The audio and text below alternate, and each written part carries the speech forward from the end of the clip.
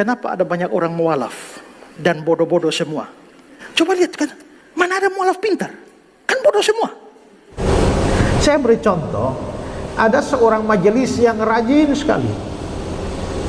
sekali di dalam beribadah, melayani, tiba-tiba jadi saksi Yehova, ya, tiba-tiba jadi saksi Yehova.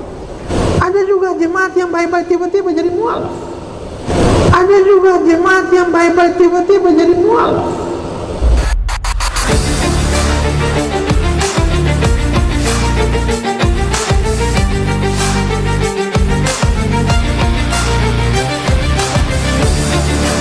Assalamualaikum warahmatullahi wabarakatuh.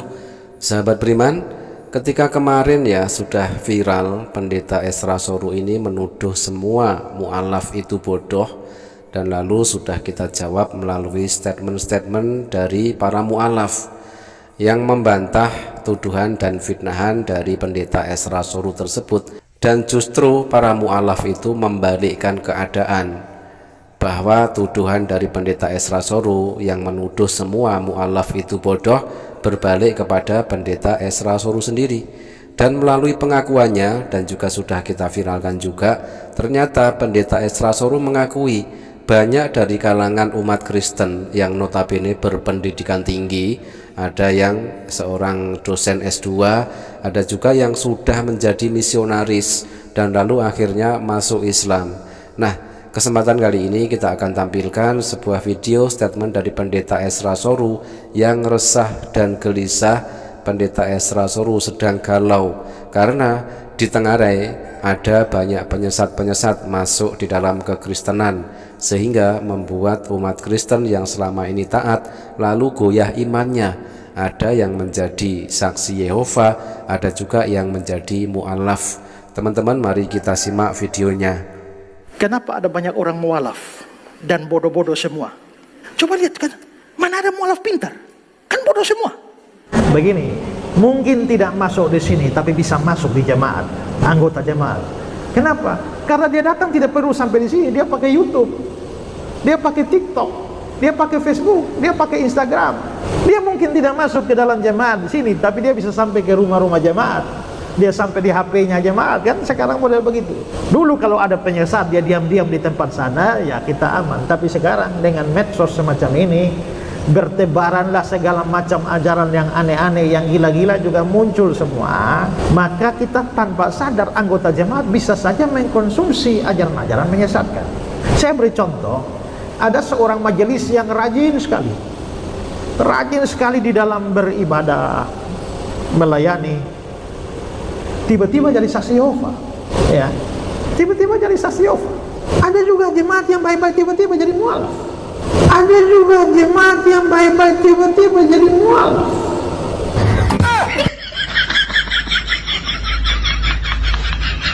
Dikatakan sendiri oleh Pendeta Esra Soru, ada banyak sekali dari jemaat gereja yang taat, kenapa mereka lalu menjadi saksi Yehova. Ada juga dari jemaat yang baik-baik lalu mereka menjadi mu'alaf. Nah, ini karena mereka cerdas, Pak Pendeta Esra Soru ya.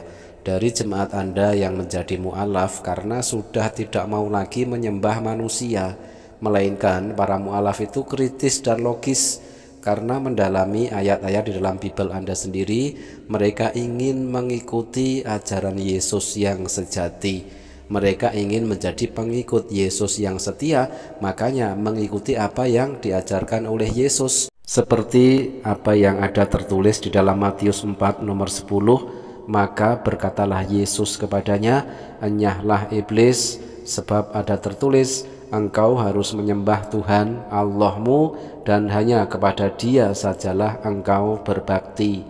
Yaitu menyembah hanya kepada Allah yang Maha Esa, Tuhan yang disembah oleh Yesus. Makanya mereka lalu masuk Islam atau menjadi mu'alaf.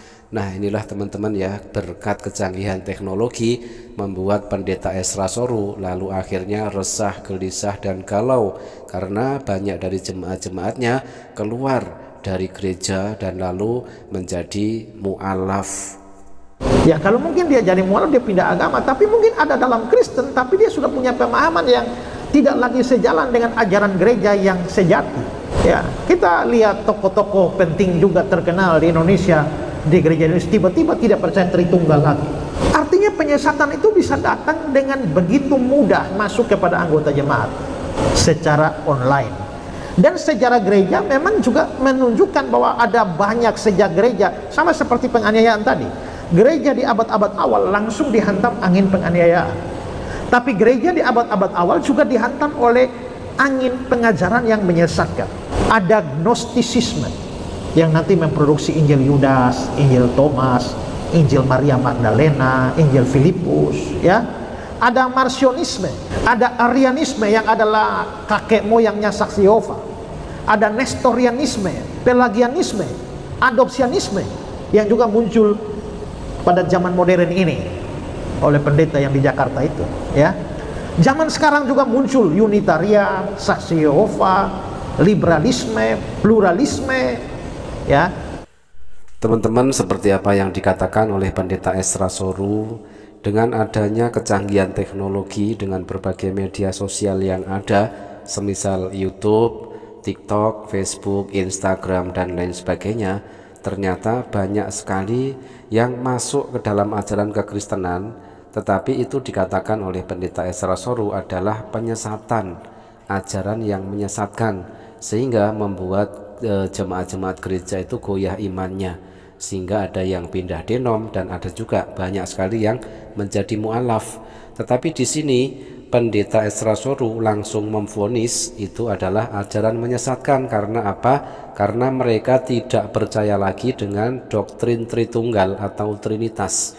Bukankah justru Yesus itu mengajarkan menyembah hanya kepada Allah yang Esa, Tuhan satu-satunya? Yesus tidak mengajarkan Trinitas. Jadi sebenarnya doktrin Trinitas itu ajaran siapa? Apakah Yesus mengajarkan Trinitas? Berdasarkan Bible, Allah tidak pernah mewahyukan dan mendefinisikan Trinitas kepada Yesus. Yesus tidak pernah mengatakan bahwa Allah mewahyukan Trinitas kepadanya. Yesus sendiri tidak pernah menyebut Trinitas, apalagi sampai menyatakan bahwa dirinya adalah bagian dari Trinitas tersebut. Melainkan Yesus mengajarkan menyembah hanya kepada Allah yang Maha Esa. Nah, seandainya ada jemaat gereja yang kritis dan logis dan pengen menjadi pengikut Yesus yang setia lalu menjadi mualaf, kok seperti itu dikatakan penyesatan oleh Pendeta Ezra Soru? Padahal mereka ingin kembali, mereka ingin mengikuti ajaran murni Yesus, yaitu menyembah hanya kepada Allah yang Esa. Bukankah ini bertentangan? Jadi statement dari Pendeta Ezra Soru menyelisihi ajaran Yesus sendiri. Sekarang ini lagi heboh dua ajaran. Yang pertama adalah gereja Tuhan yang Maha Kuasa. Itu yang di Cina sana, yang percaya bahwa Tuhan Yesus sudah datang kembali tapi dalam rupa seorang perempuan di Cina. Dan itu bukan hanya di Cina, mereka menyebar sampai ada banyak orang Indonesia yang ikut aliran itu, ya, ikut aliran itu. Di mana itu? Flores. Itu banyak orang Katolik masuk aliran gereja Tuhan yang Maha Kuasa. Saya tidak tahu di sini bagaimana, tapi mereka terkenal dengan gerakan kilat dari timur, ya. Jadi kilat dari timur itu artinya Tuhan Yesus akan datang dari timur, dan entah tafsirnya bagaimana, timur itu menunjuk pada Cina. Karena itulah perempuan itu adalah jelmaan dari Yesus. Itu banyak sekali orang Indonesia, ya, sudah masuk kepada aliran itu. Coba saya kasih kutipan dari God Question. Gereja Tuhan yang Maha Kuasa juga dikenal sebagai kilat dari timur, Eastern Lightning. Nama yang didasari penafsiran Matius 12:47. Sebab sama seperti kilat memancar dari sebelah timur, melontarkan cahaya sampai ke barat, demikian pula kedatangan Anak Manusia. Kelompok ini percaya bahwa Allah telah datang menjelma sebagai manusia lagi. Kali ini sebagai seorang wanita Cina bernama Yang Xiangbin, yang menjuluki dirinya sebagai Kilat Deng, yang adalah sosok pemimpin umum kilat dari timur. Namun pemimpin sejati rupanya adalah Imam Agung dan kekasihnya bernama Shao Weishan, lelaki yang pertama kali menyatakan bahwa dia bersifat ilahi. Yang Xiangbin dijuluki sebagai Kristus zaman akhir dan Tuhan yang Maha Kuasa, karena mereka meyakini wanita ini adalah Kristus yang telah datang kedua kalinya guna menyelesaikan pekerjaan Allah. Gereja Tuhan yang Maha Kuasa menolak konsep Allah Tritunggal dan sebaliknya mengajarkan bentuk doktrin modalisme. Sang Bapa, Putra, Roh Kudus mereka anggap sebagai 3 wujud Allah yang berbeda, bukan 3 pribadi. Ya. Nah teman-teman, seperti apa yang dikatakan oleh Pendeta Ezra Soru, dengan banyaknya aliran-aliran baru yang masuk di dalam kekristenan, sehingga membuat umat Kristen itu lalu akhirnya ikut arus tersebut. Banyak dari umat Kristen yang akhirnya tergoyahkan imannya dan mengikuti pengajaran-pengajaran yang dikatakan sesat oleh Pendeta Ezra Soru tersebut. Hal inilah yang membuat Pendeta Ezra Soru resah dan gelisah, karena di dalam internal kekristenan sendiri telah terjadi perpecahan yang menyebabkan jemaat tercerai-berai. Yang ironisnya banyak sekali dari mereka yang menjadi mu'alaf. Karena apa? Mu'alaf memang cerdas. Mereka ingin menjadi pengikut Yesus yang setia dengan menyembah hanya kepada Allah yang Maha Esa, Tuhan yang disembah oleh Yesus. Seperti apa yang ada tertulis di dalam Matius 4 nomor 10, maka berkatalah Yesus kepadanya, enyahlah iblis, sebab ada tertulis, engkau harus menyembah Tuhan Allahmu dan hanya kepada Dia sajalah engkau berbakti.